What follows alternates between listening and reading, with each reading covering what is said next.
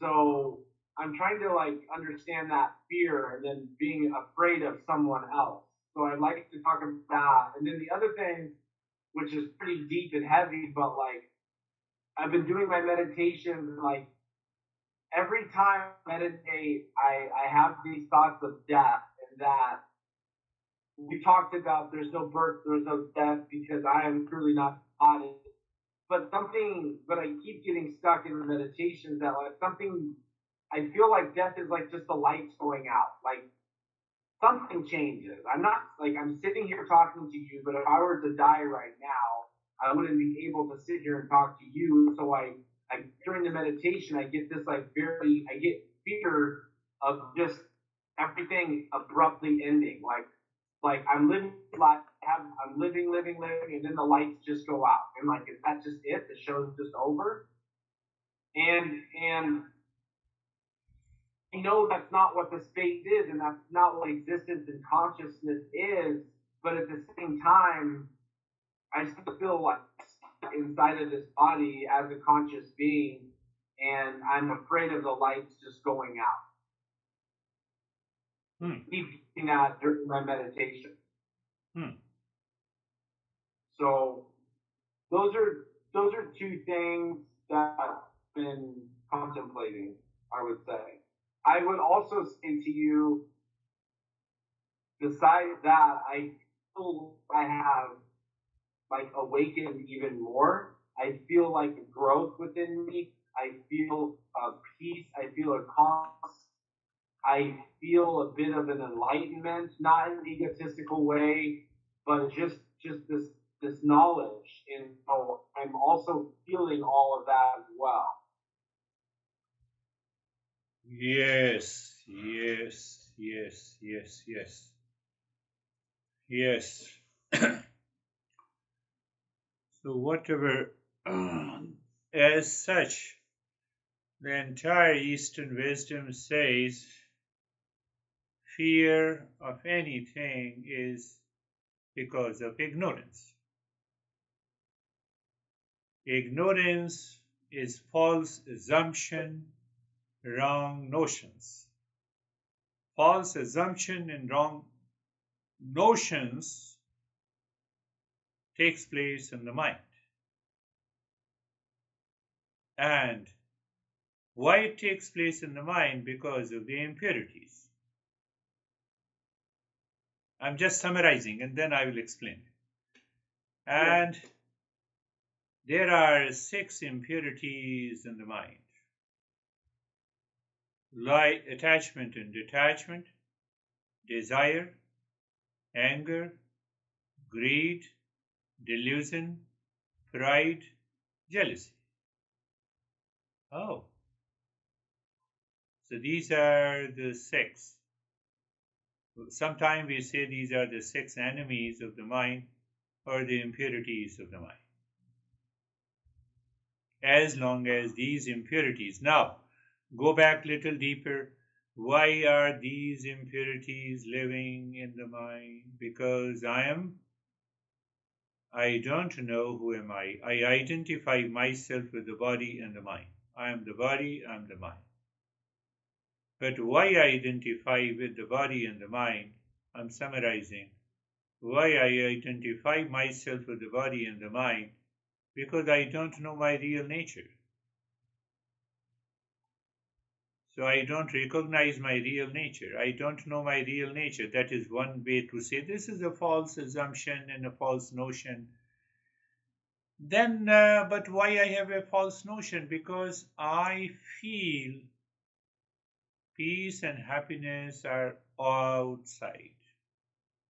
Peace, happiness, joy, love, etc. are outside. It is not inside. So I have a feeling, now I'm coming to the fear. I have a sense of losing what is outside, which I am expecting after the death. So obviously there is a fear of the death. I have a fear of death because I will lose everything. Yeah. I will lose everything. Even in your life, it does not belong to you. You bring all the money from you withdraw all the money from your bank account and attach it to your chest. Will it take you away from fear? I don't want to understand. Stick to the wall of your house. You have such a beautiful house. Will you get out of the fear? My master used to say that coffin does not have a pocket. You cannot carry anything. Once the body is gone,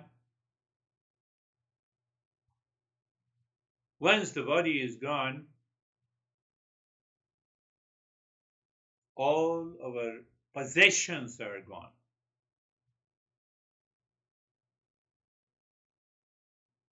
All our possessions help us only at the physical level.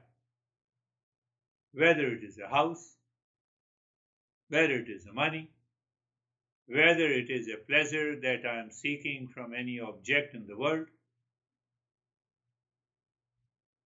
it lives until the body is alive. Even our near and the dear ones, even the near and the dear ones, they go up to the cremation ground for they attend the service, and after that they forget. I can tell you frankly. No, you're right. You're right. But why I'm saying so? Because I am so much attached to the entire world of possessions and relations.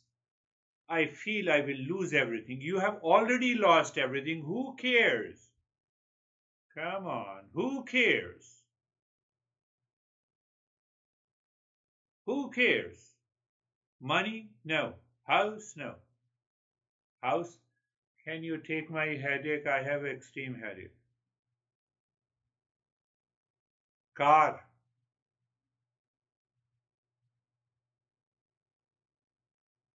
Food that you like?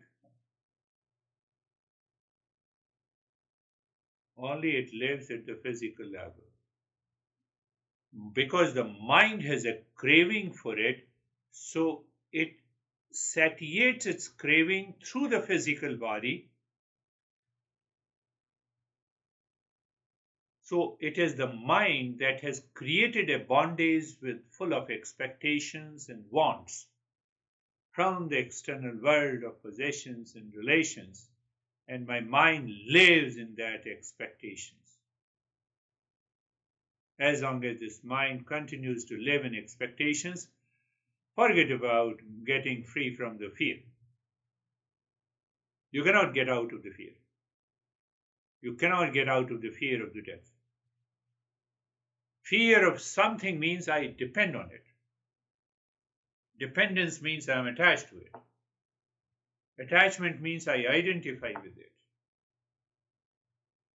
Identification means I feel my existence cannot be without that object, that thing, that possession, that relations. But how, Girish, how would that be if I'm afraid of another human being, let's say, that wants to hurt me? I'm dependent on that. No, I'm sitting in my house. I'm sitting in my house. I'm afraid of you. You are going to hurt me. What sense it makes? Tell me. Do I contemplate and reflect on the thought that has entered into my mind that you are going to harm me? How it is working in my mind and why it is working in my mind. You are too far. You are almost 40 miles away from me. So I have an imagined thought, you are going to harm me. Okay. I have an imagined thought. You are 40 miles away. You are living in your house, I'm sure. One part of the mind is sure that you are living in your house, but you are going to harm me. So I imagined. So that imagined thought takes me to hallucinations, and in that hallucinations, I have my expectations are not met, so I have a fear, pleasure, expectations, pain. They all are siblings. They move in together. You cannot live without single. Fear, expectation. Pleasure, pain. You give me the pain, that is why I'm scared of you. You give me the pleasure, my relationship with you gives me the pleasure, so hence I want to secure that, but nothing can be secure in the world at all. Can anything be secure in the world? So then another principal master points out, check.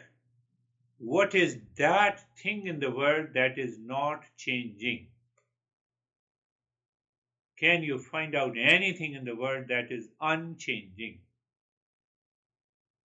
That is permanent. Huh? It's the real. It's consciousness. It's the real self. I know that. Yes, I know that. I have to contemplate. One is know means the intellectual information. Second is I repeat it. Whenever there is a fear, I say, oh, I cannot have any fear with what is permanent. Permanent is the space in the consciousness. And now dig deep inside your mind by whatever the thought enters into your mind. You contemplate, you repeat in your mind. Let me find out if anything that is not changing, I have no fear. If anything that is changing and I have a fear, it means I am attached, I have an expectations, and I am related to it, I am relate myself to it. So I have to constantly think. So when I'm thinking, one, when I'm thinking, one, when that thinking makes the mind clear, the third step is doing the practice. Why doing the practice? Because it will remove the doubt. So what you are doing by contemplating and thinking, you are giving a proper direction to the mind, to the journey of the self-discovery. It has brought the clarity. Now you are clear, yes, whatever is changing and I'm attached to the changing, that's why there is a fear. Your mind says, I'm very clear. Don't miss the opportunity. You practice, you sit into the meditation and ask yourself, now do you have a fear? When the mind says, I don't have a fear because whatever is changing, I'm not attached. And you come out and declare yourself that I am fearless. But what you do, normally you pick up an event or an object or a possession or a thing or a relationship and you feel the loss of that object, person, or relationship. You imagine the loss. So I imagine the loss. Do you imagine the loss of this beard guy? This beard guy is already dead. Fast forward another 20 years. Finished. So why I say fast forward? It is changing. This body is changing. Constantly changing. I have to recognize this. I have to realize this. I have to live into that fact. This body is constantly changing. Now let us go a little deeper into it. So when anything that is changing and I am attached, I identify with myself. I identify with the world. That world is an object or a possession or an event or a particular thought in my mind. Clear? Now, once I identify with the world outside, this world reflects in my mind three pairs of opposites. Gita says, I'm bringing in Gita. I'm identified with the world outside. So, in my mind, the world outside reflects only with the three pairs of opposites: pain and the pleasure, victory and defeat. profit and the loss. Either I have a profit or I have a loss. Find out. Either I have a pain or a pleasure. Dad, you are so good. I'm happy with you. Thank you. You appreciated me. You always criticize me. So there is a pain.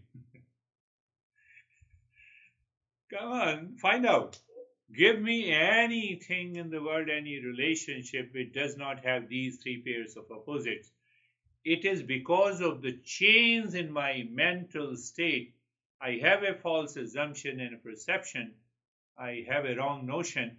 Based on my wrong notion, the intensity of the wrong notion, I have these three pairs of opposites.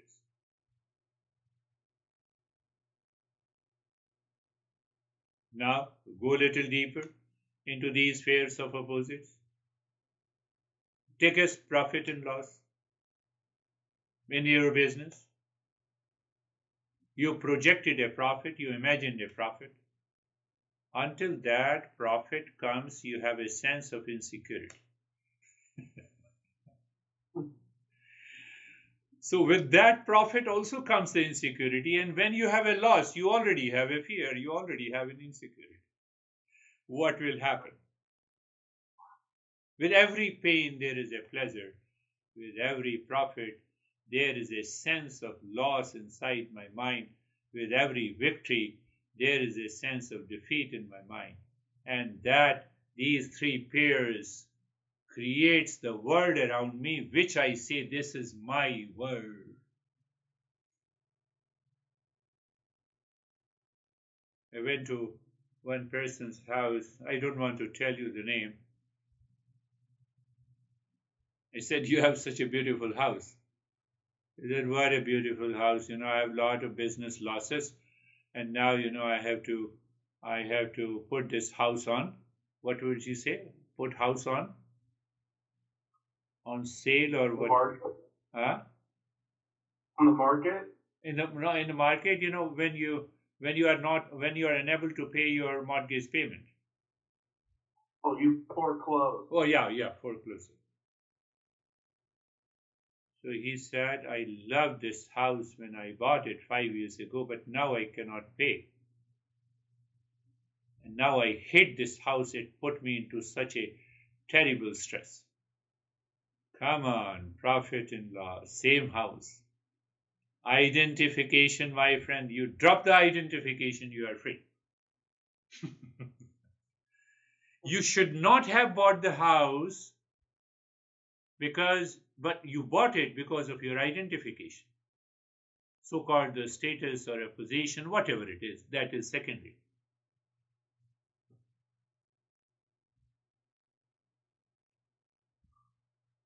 Do you have anything to offer me? Spiritually, I said, I can offer you the peace. I cannot offer you the money. I'm an international beggar.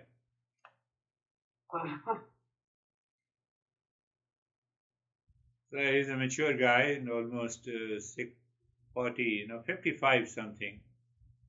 He said, okay, then at least, I see that, I may get some money out of it. And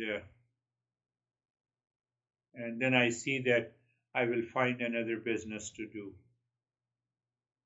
I am not thinking that I should not identify myself with the world.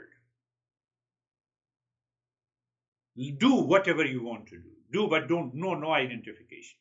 So when you don't do an identification, you don't keep that expectation. You work hard. You do smart work. Okay. Now, identification is not there. Identification means a mental state. Now, the mental state is clear. So, Gita says karma yoga is the solution. Where is karma yoga? Here, the word yoga means the mental attitude, the mental state. And karma means action. Whatever the action we are doing in our personal, professional, social life, Gita does not say what action you need to do. It says how you have to perform an action. So with that mental attitude, you have asked the question and I'm answering that question. Let me focus on that question. Let me answer that question minus expectation.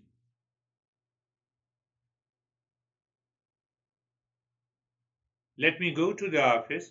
I know what is my duty. Let me perform my duty without expecting a result. Because if I'm not expecting a result, these profit and loss, victory and defeat, pain and the pleasure will not follow me, will not chase me. Why? Why I should do like this? Then there is no fear. But why should I do like this? I have a right for the fruits of my action. That is the understanding of materialistic society. When the materialistic person says, I have a right for the result because I worked hard. Really? You worked hard. That is why the Harvard graduate committed suicide. I went to the Harvard, I worked hard, someone cheated me, I have no option, so I committed suicide. Recently, I think, a couple of months before. So I expected the result. Go a little deeper. Where is that deeper? That can I really get the result that I expect? It is in my control. Does all the factors are in my control to get the result?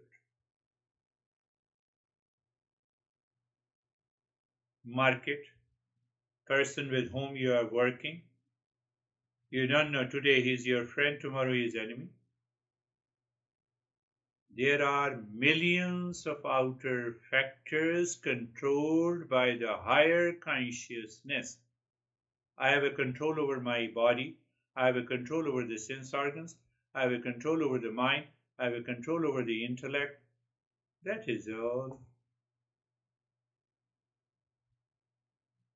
Outer factors are not in my control.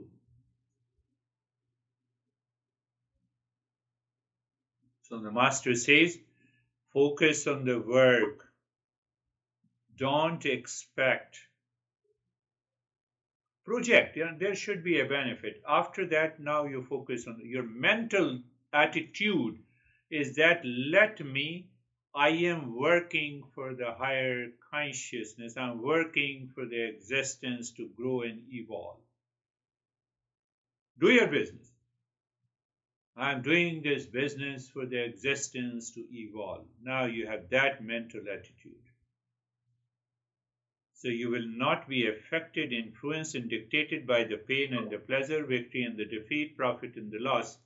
Your mind will remain always free. And that freedom is nothing but the freedom from the fear. That is one of the great masses. That only that person who follows the karma yoga is eligible to study Gita. And that is where I'm taking you to. Why I'm not taking Gita? I should have taken it.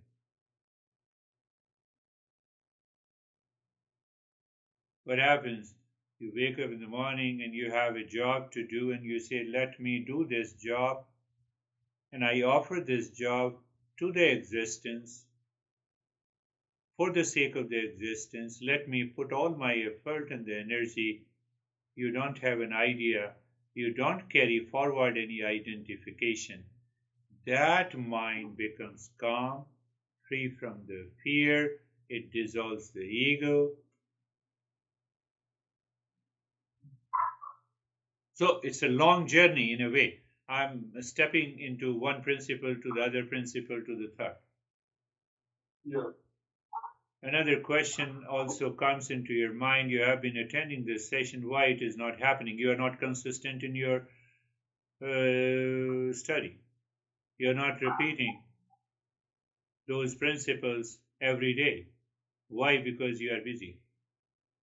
Why you are busy? You have a lot of expectations from outside. You don't want to minimize those expectations, and you want that everything should happen by simply listening, without contemplation, reflection, and without practice. How it is possible?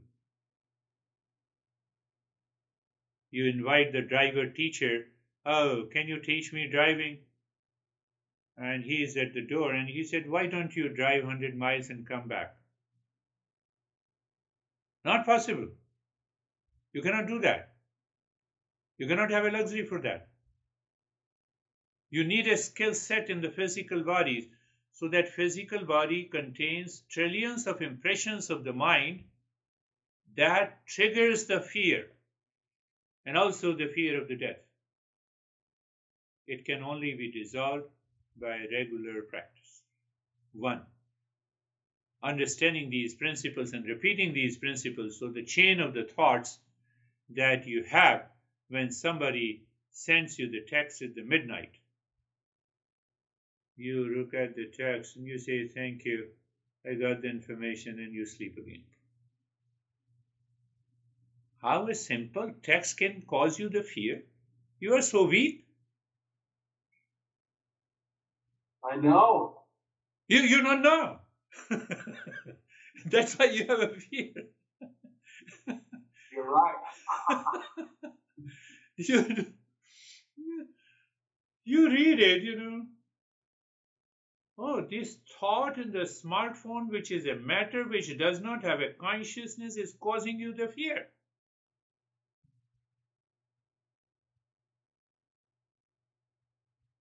So when that text, which is dead matter, smartphone is a dead matter, is causing you the fear, then anything can cause you the fear.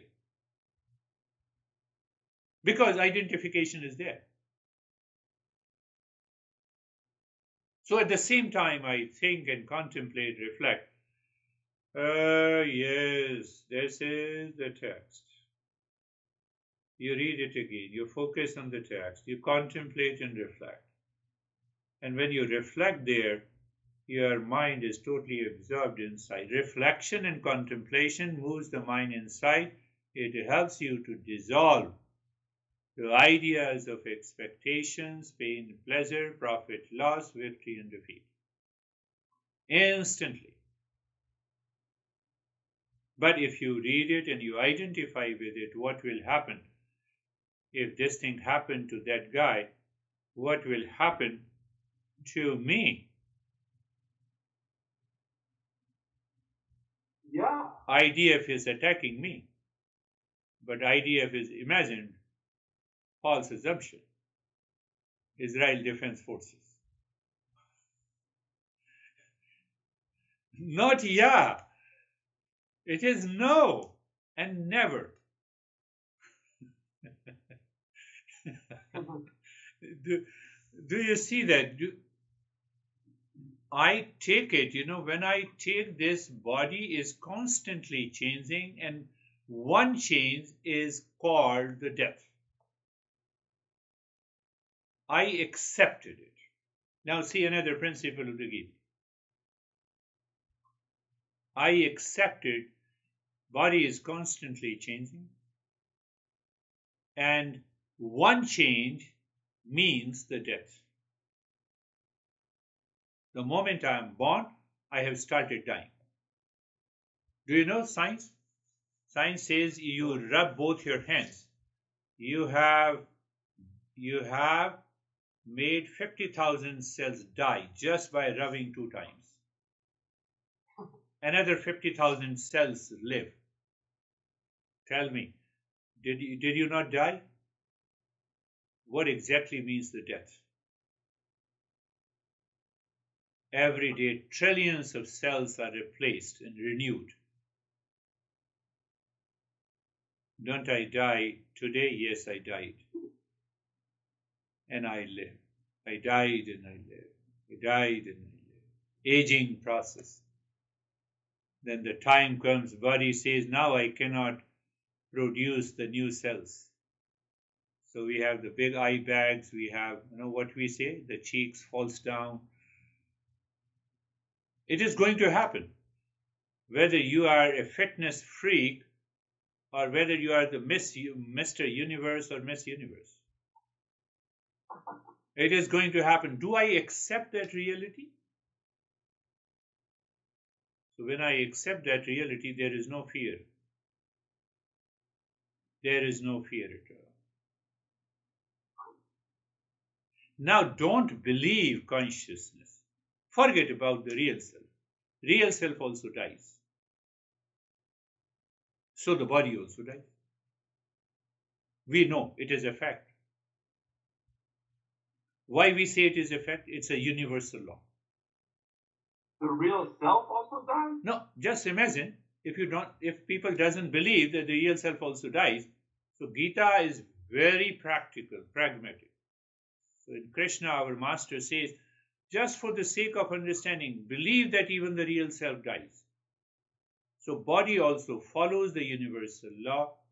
The real self also follows, it dies, it follows the real universal law. You cannot change what is universal, so why to worry? I am born, I have to die. Face the universal truth. Why to worry? Why to have fear? Why to have a fear of death?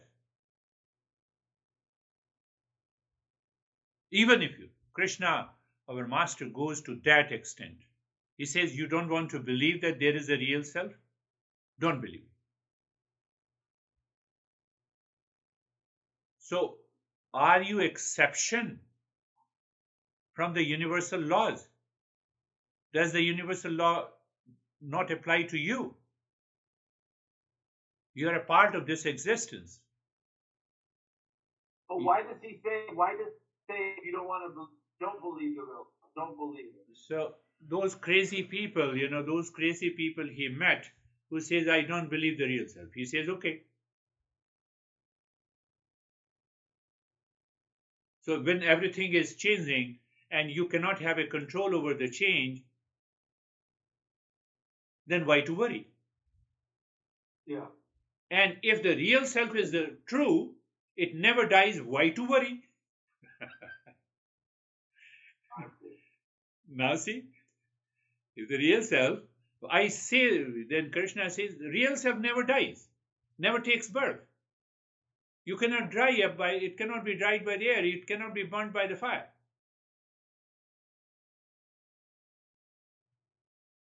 So even if you follow this path, even then you need not to worry. Because your true nature is the real self. And you are not the body. Still you need not to worry. And if you say that the real self dies and the body also dies, even then you need not to worry, because you are not in exception of the universal law. Everything that is born has to die.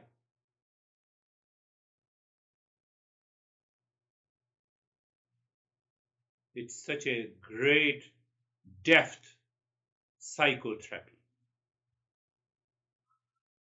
In the beginning, it is psychotherapy, but when we practice and realize, it results into an awakening.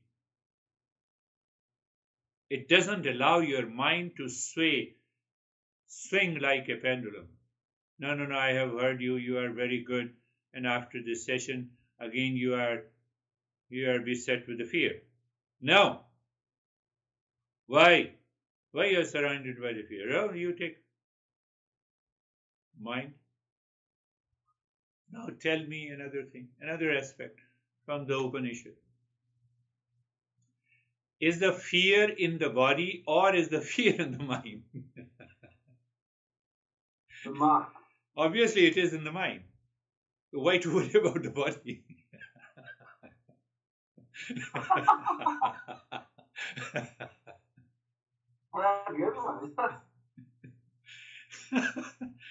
Is the fear in the dollar that you have in your bank account, or is the fear in your mind about the dollar that you have less dollar, you have more? It's a penny, starting from the dime and a penny and a single dollar, single buck, or a $10 note and a $100 note. Does any one of the currencies says, please, come on, I have a lot of fear. Give me more. It is in the mind. So I have expectations from that money. Now discover what expectations I have. You are intelligent enough. You can eat anytime, anywhere. You can feed yourself. You are wise, hardworking.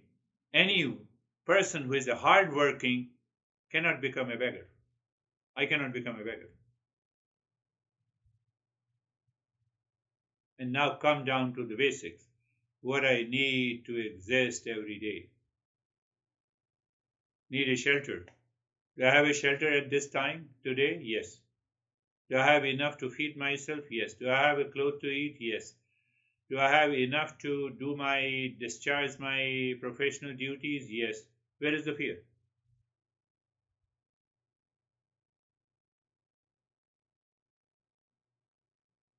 Where is the fear? Fear lies in over expectations. Identification first, and then expectations, imagined expectations. Then I follow the path of profit and loss, victory and defeat, pain and pleasure. Then I engage myself into the world. I forget my basic needs, physical, psychological needs are very well met.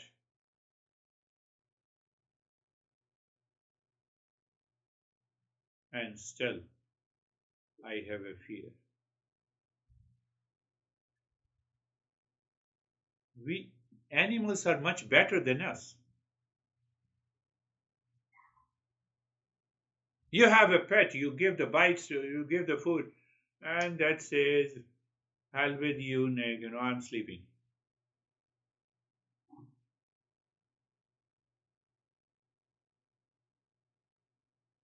They don't have the ego, the self-identity.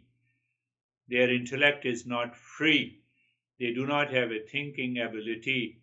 That is why they don't have to follow the ethics and morality, and they are free. You give them the food, they are hungry. They don't know they are hungry, but impulsive nature, they are pre-programmed by the nature. They start running after the food, and once you give them the food, and they are say, "I'll with you." You say, "I'm your pet," but the fact is that you are my pet. That is the fact. I tell you. You take an extra care of your pet. I was telling the other day to the Jerry, and she was started laughing. "Oh, you said that we have three pets. That's why you are talking." I said, "No, I'm talking in a general way." This is the fact. I'm dependent on the pet. No, no, no. Pet is dependent on me. When I go home, then I give the food. I'm telling you about expecting. Yeah, you're right. It appears that pet is dependent on me. The fact is that I'm dependent on the pet. How come? That is why I'm not able to recognize what is attachment and what is uh, detachment, what is aversion, what is identification. So in ancient India, one guy was taking the two cows with the leash in his hand and just bragging, this is, you see that I have control over these two cows. Pay attention. It's a wonderful story. It gives you the understanding of what is identification. So a wise man was passing through and he heard that. So he snatched the leash of the cows from that young guy, and the cows started running. And the man was chasing the cows. The wise man said, "Stop it.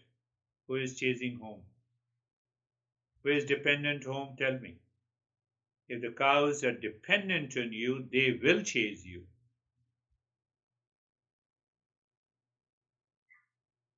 You are depending on the cows. That is why you are chasing them. Yeah. So we have a very false, very big false assumption that others, people, possession, relations depend on me. It is not a true. The fact is that I depend on them. That is why thoughts pertaining to them come to my mind. How many times you think about your pet when you are at work? How many times your pet think about you?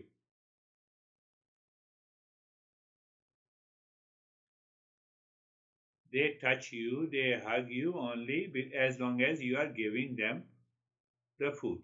You stop giving them food and let me know.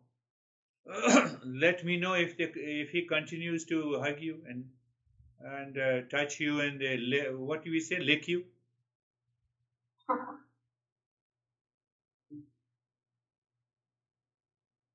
They are more selfish than us. Then we talk about, you see, the unconditional love of the dog or the pet. Now, I'm not saying don't have pet, I'm just explaining you. I am chasing or other is chasing. If the money is chasing me, it makes some sense. If the pet is chasing me, it makes a sense, but it is chasing only because I feed. I am a stranger. I have never fed your pet. It will not work. Yeah. So this is the way we can understand the identification. So now see the one more question that you have raised. It's an important question. It's a very minute, very subtle, and very important to understand. You said, perhaps, yes, you said what you said, I remember. You said that in spite of this fear, I still feel that I am growing. I am growing in wisdom. That's a very important and a very subtle question. Yeah.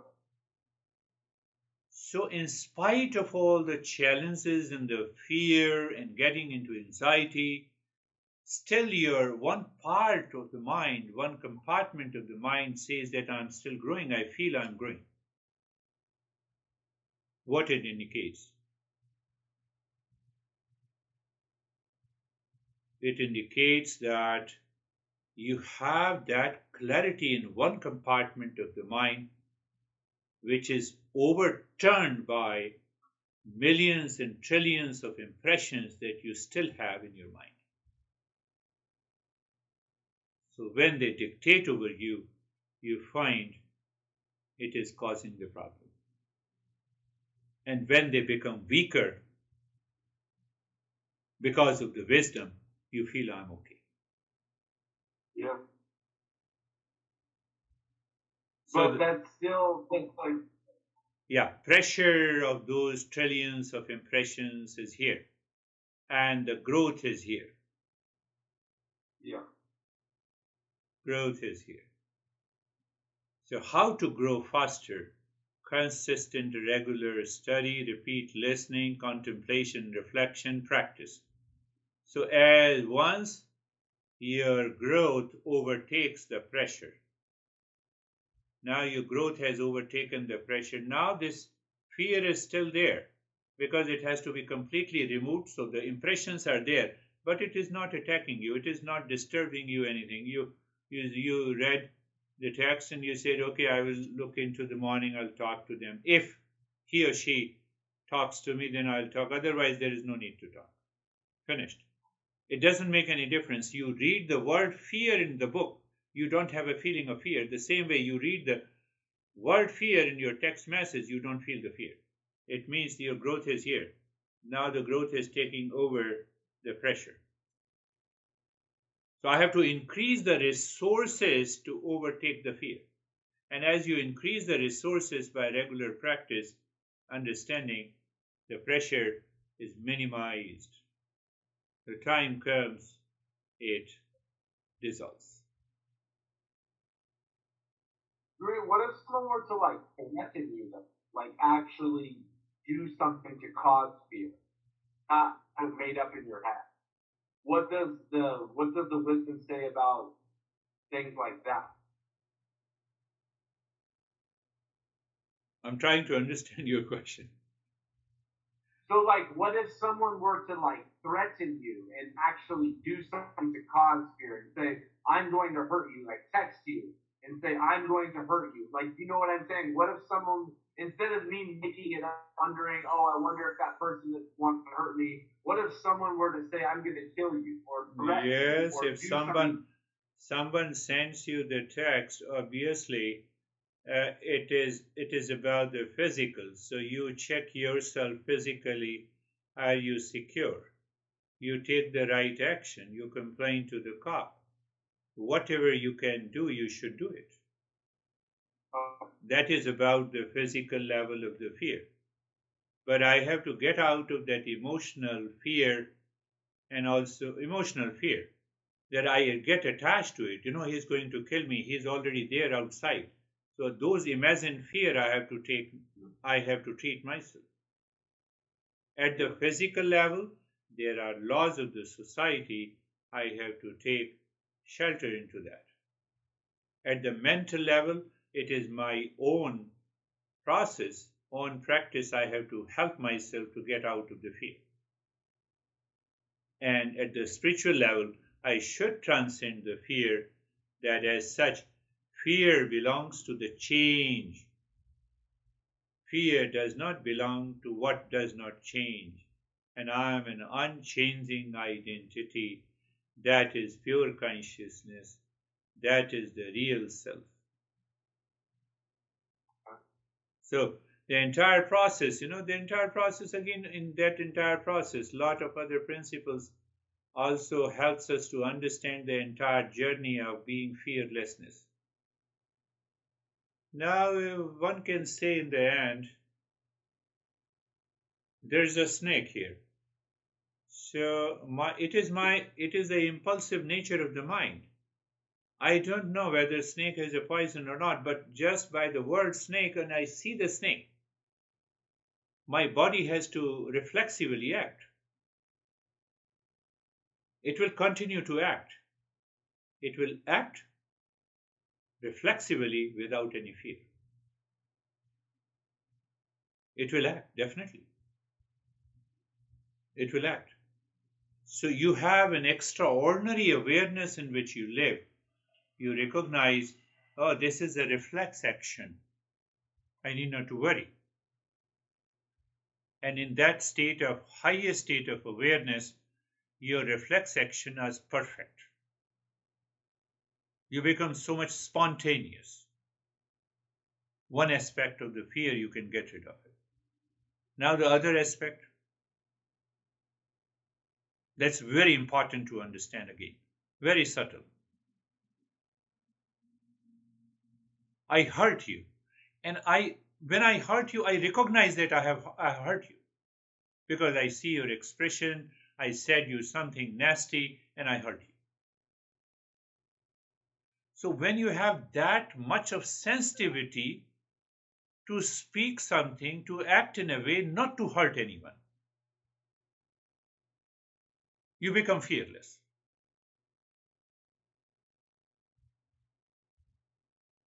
It's a very subtle way. I'm saying totally in an opposite direction.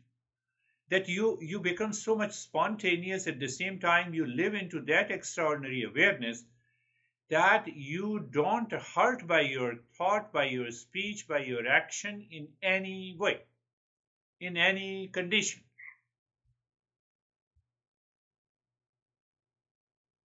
So your mind is working in the state of the fearlessness that passes the message at a very subtle level to the others, to your relations, to your profession. Oh, no, this guy it cannot hurt anyone. This guy said just with the reference. I'm okay. I'll talk to this guy again. So that consciousness changes the mind completely. Then there may be I can say there may be a people who does not dare to send you any signal of the fear? That was your question in the beginning. You reach to that state of consciousness where the consciousness repels those people not to get hurt. It happens. No, I believe that. I mean, I feel, yeah, I know that. It happens. So you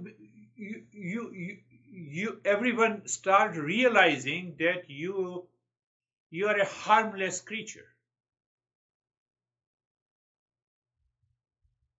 No, like the rabbit, you can take it into the young rabbit, you can take it into the lap and you can play with it. Harmless creature. But you cannot take the baby snake in your hand, even though both are kids. So internally you feel that you have not hurt anyone by your thought, by your speech, by your action. Why? Why you don't hurt? Because you have a fearlessness in you. And that fearlessness turns into a harmlessness creature. People say, oh, this guy maybe talks something, but he is a totally harmless guy. You start realizing people. And when you realize this guy is a harmless, when people realize that you are a harmless guy, he may talk, you may put the logic, you don't have any fear inside, you're not talking out of the fear, you're just talking straight and blunt and clear. You don't have any sense of duality in you about any person, you're a harmless person. When you're a harmless person, nobody dares to say to you, nobody dares to harm you. Money matters, it's a different thing.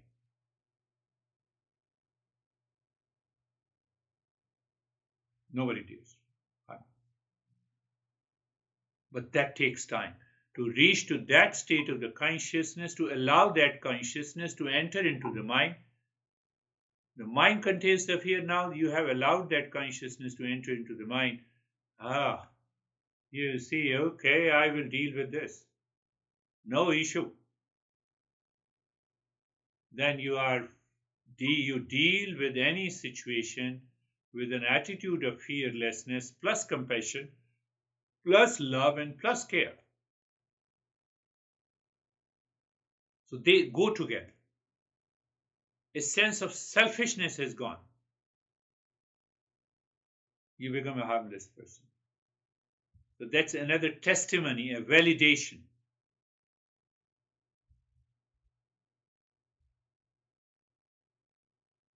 I don't want to tell you, but something is popping into my mind. There are many masters. So when you reach to that state of being harmlessness, you put yourself into the danger zone and you see what happens. And every time the existence protects you.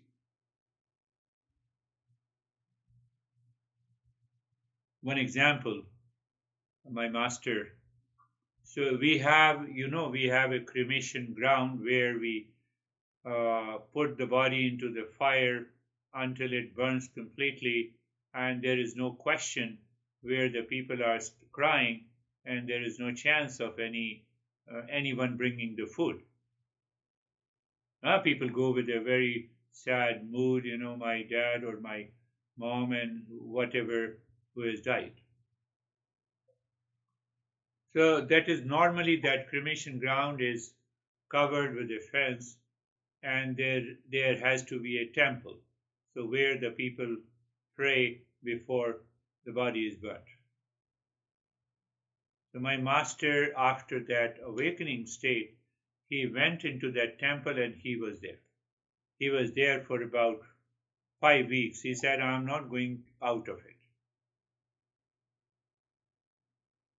So now you're not going out of it, so you cannot get the food.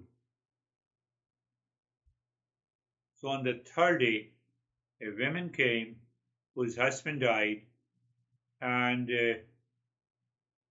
he was buried. Now this woman saw this, my master.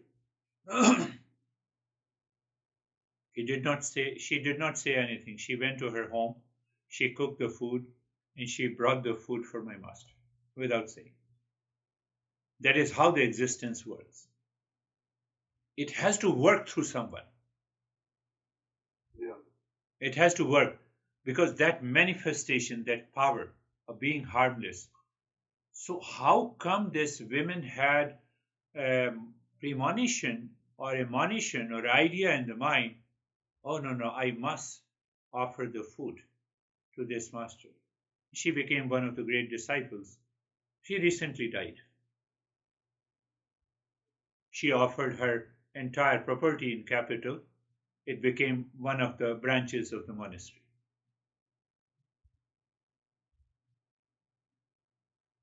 It happens. It happens many a times. I have seen in extreme difficulties, someone in the form of the God has come and helped me and supported me. Not once, but many a times. Yeah, I believe that. So when you become that harmless person, you reach to that state. That is what the elevation and the growth and